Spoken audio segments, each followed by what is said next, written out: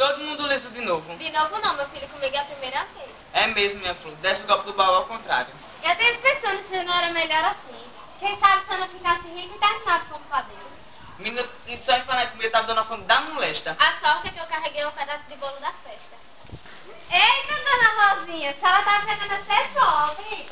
Me dê uma esmola, pelo amor de Deus, pra me tirar minha barriga da miséria. Me desculpe, meu senhor, mas de barriga na miséria que você tem três.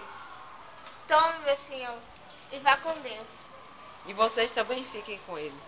Nossa, dona Rosinha, a comida foi quase toda embora. Deixe, também é filho de Deus. Tem vezes que Jesus se disfarça de mendigo para alcançar a bondade dos homens. Pode até acontecer,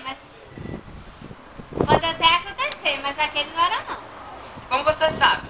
Jesus pretinho daquele jeito. Por que não? Eu conheci um cara lá em Cabaceiras que disse que viu Jesus. Onde, Chicó? No céu.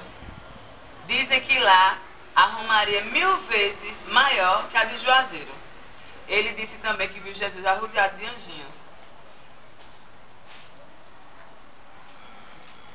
Igualzinho na pintura. Ele falou que o paraíso fica lá na Bahia, por isso que ele é tão escurinho. E quando tocou no rapaz, ele só tava bom.